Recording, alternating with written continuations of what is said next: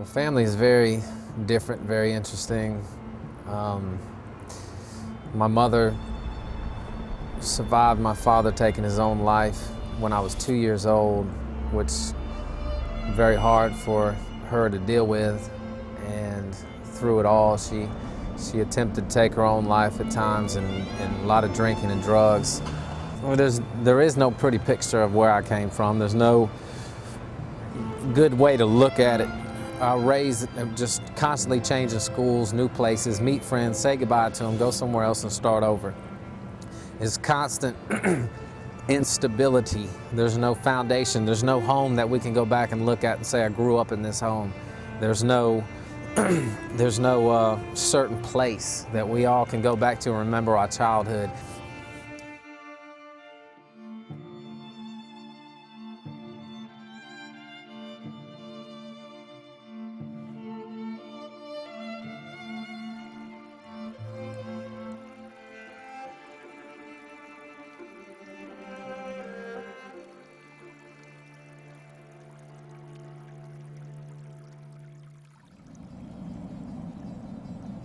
In 7th grade, I tried alcohol for the first time at a party. Absolutely loved it. First time I got release and the emptiness in my chest. Very shortly after that, I started smoking marijuana. It was all good. Whatever it was just really good. So I'm 12 years old, already drinking and smoking pot, and you know, feeling that empty place inside as a child, and was looking for a community, to feel important, to have some kind of family foundation. Something I put my faith in there is just drugs and alcohol. That was the answer. That was the medicine to my problems. But all it, you know, really did was cover everything up. By the time 14th, 15th, 9th grade came around, I was put into a hospital in Macon, Georgia, the drug rehabilitation center.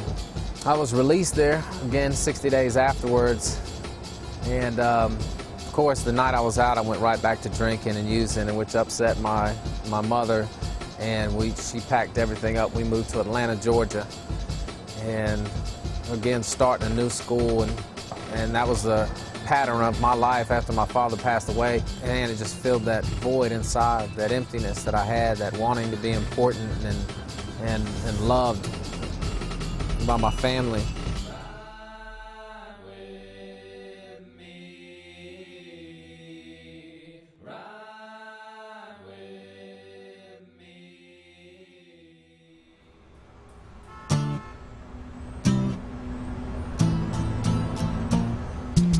How'd you get into music?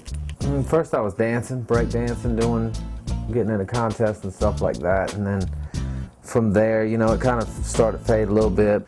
Beastie Boys, when they first came out, we didn't even know who they were. LL Cool J was there, and listened to it, and shoot, I don't know how, I was really young, 13, 14, and so I went home, started writing, just listened. I was gonna be LL Cool J. Me and a friend, and together we went to a party, and music was on, and me and him just started rhyming and going against each other, and everybody just went bananas with it. They loved it. So regardless of all the drugs and alcohol and everything that was going on, all the problems that I was having, I was writing. I was rhyming and just studying it. Just real lived in a dream that this is what I'm doing. 1994, I took myself to Decatur Hospital and admitted myself in there, and to get clean and sober. I met a friend there who was into music and rhyming and very into it like I was. And this was a new start for me. I was clean, starting a whole new life over. I got a friend that's doing the same thing. He's clean and sober. He's off of drugs and alcohol. We kind of formed a little group, me and him, and that became the destination. We were gonna be big stars. We went after it. That was our thing. We were gonna go after it. We're gonna be somebody. You know, at that particular time, I also was presented with an opportunity to start selling pounds of marijuana, and I did it very well because I wasn't using it. You know, I got the Mercedes and, you know, big screen TVs, doing about 50 pounds a week. I put this money that we're making into the group, and we we recorded an album, we put it out there. It was a really dark album. During that time when all that started happening, the guy that I was receiving the drugs from, one morning he was stabbed to death at his mother's house, and which ended the money flow like that.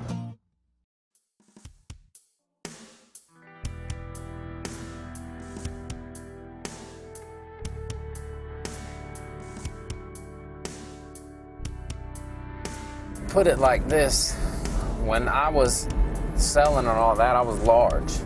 You know, in my head, I was huge. I was somebody. When all that stopped, that fear of being somebody now was crushed. I mean, actually to be somebody, that image was crushed now, and I didn't want to let it go, so I decided to get high, so, you know, to not deal with the, you know, reality of what was going on. I went out for 6 months strong, drinking and doing cocaine and just going, berserk. You know, people were getting really concerned with me and what I was doing and what was going to happen. I got tired of letting my family down, the people that I loved down, friends and everything. Like they had it with me, and so you know, I went and got a knife and took myself out away from out by this tree and cut my wrist up and my arms and just lay down to let go, just to give up. And I remember feeling, finally it's gonna be over, finally. And I just put my head down. When I came through, I was sitting in a hospital in downtown Atlanta and was sewn up, had 38 stitches. I decided immediately to go back out there and drink. This time I was arrested and put in jail in Decatur.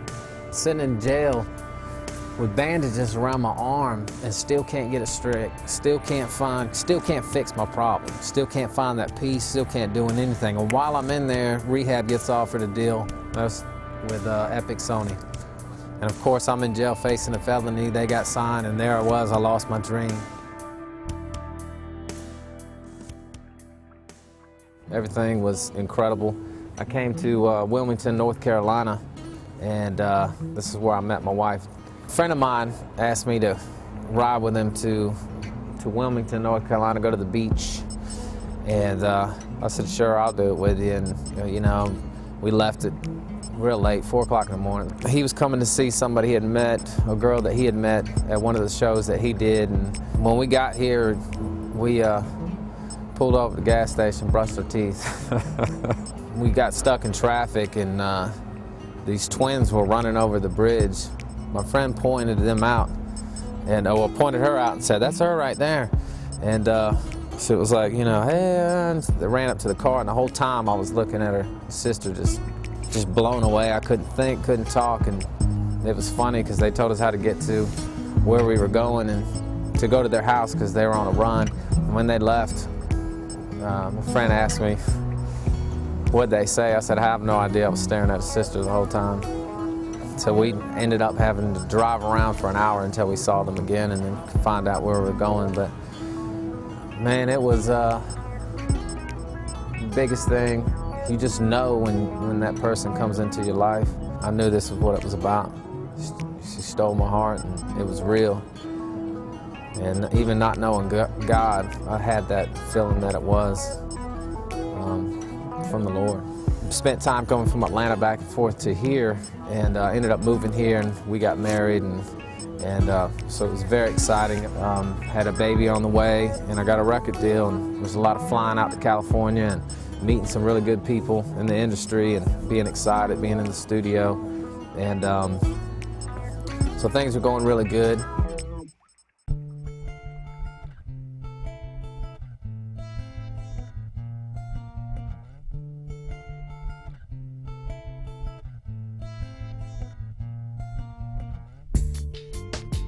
A year after I was on the label, Priority Capital bought them out, and being that I haven't finished my album, or you know, was only halfway into it, I was dropped from the label, and so that's when things changed. At this time, I have a child and a wife, so it was like more intense, and so I was scared to death.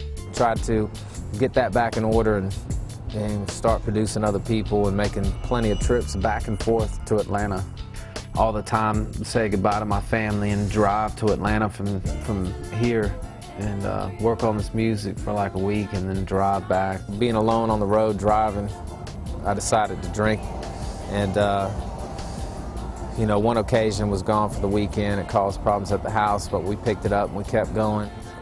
Went to drink again and ended up gone for 2 months, drinking, drugging, the whole nine, not talking to my wife, nobody could find me. That's when my wife moved out, shut our apartment down, took everything away, and filed for divorce and custody of our little girl. Things were just really crazy, and I realized from every angle that I could not do this.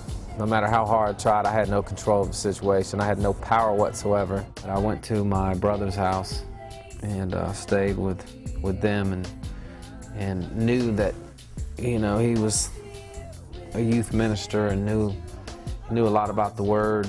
I've tried everything else, did everything that I could possibly do, and this had to be the answer. God had to be the answer. Jesus had to be the answer. If this wasn't it, there was no answer. They gave me a Bible and I went in the room and started reading, and I got on my face and basically spoke to God and asked Jesus into my life and confessed my sins, and, you know, told him that I didn't truly believe the resurrection and all that. I didn't understand, but I needed him and something to change, something to happen.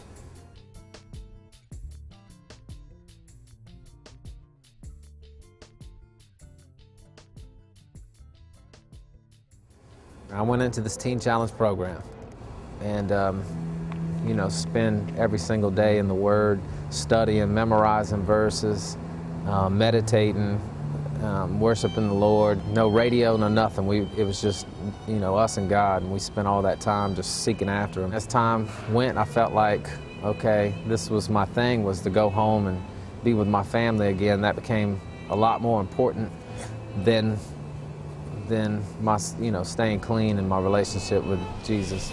I left the program early and went home to my family and did everything but get plugged into a church, find a community, and stay in the Word. Kind of got overly confident and took over, and 7 months after I was home, I made this journey to start drinking at work.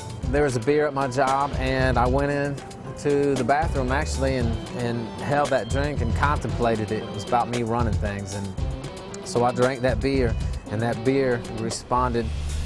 This is after I've been drinking. I came in and parked right there. It was nighttime. I sat there and drank there, and kind of just watched this area over here in that little lot right there. And one of the guys came out and started talking to me about cocaine and stuff, and asked me if I was interested, and of course, drinking. I was. It was insane, dude. I couldn't believe I was standing there. I couldn't believe that I was where I was once again. I got out the car, we walked through that little hole in the fence over there. I don't know if you see that. And I was upstairs in that apartment. And that's where I stayed for the rest of the night and all the next morning. I remember sitting in the chair and high as can be. And I prayed and I said, God, I know you're real, and I know that you can pull me out of this situation. Yeah, that's when things changed right there. That's when I had to go home and tell my wife it happened again. It all ended. That was the final pain that my wife had to deal with. She had enough. When that divorce started, this was the turning point in my whole life. Not being around her or my daughter, seeing her every day, watching her grow up at home, you know, her dad seeing her, and I was trying to deal with all those emotions, and being here, I didn't go into no program, I didn't do anything. I stayed right here and got in the Word and went back to what God had done for me. I went back to Him and did everything possible to seek Him from the moment I got up, getting into the Bible, studying, laying on my face, praying, just spending that quiet time with Him. I got involved in the church and surrounded myself with good brothers and sisters that were walking with the Lord. Man, it's just amazing actually that I can come back here and stand here. Now, this is the Lord right here. That I am clean, I got a divorce, went through all the craziness, still sober. You know, Lord has definitely changed my life, and I can actually stand right here and just look at it, and the most of all just feel sad in my heart that it's, you know, feeling the pain through this whole thing. In the Bible, there is a story about a pool, actually, where if you're crippled, diseased, or sick, or anything, that the Lord would trouble this water, send the angels down, trouble this water, and if you get in this water, that you would instantly be healed. I mean, I could say mine is cocaine. You could say yours is eating.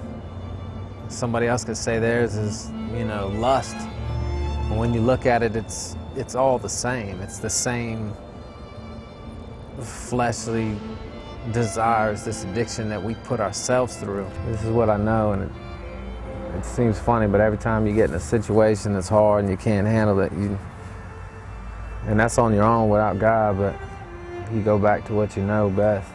There is 2 other people that walked through this fire with me, even though we're not together, that, you know, while I was gone and missing, they had to deal with that.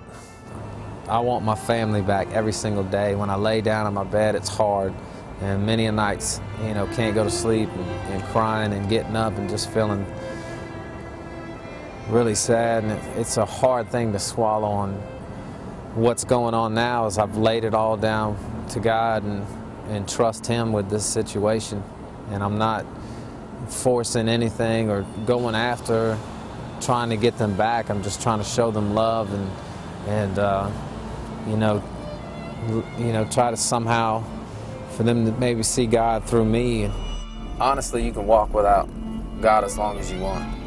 As long as you want, but at some point you're going to realize that you can't do it by yourself. I mean, if you see my life now, where I'm at now, it's like, man, I wish I would have known God a long time ago, but, you know, this is what we have to, God's got a plan, and, you know, I'm grateful for the privilege to walk through what I walked through, because now what He's doing with my life. I was afraid to come back to music. I was afraid to do music because I didn't want to pull up those feelings again of pride and arrogance and being important. You know, I wanted God to use me. You know, I wanted, you know, not people to have faith in me, but God used me to trouble the water.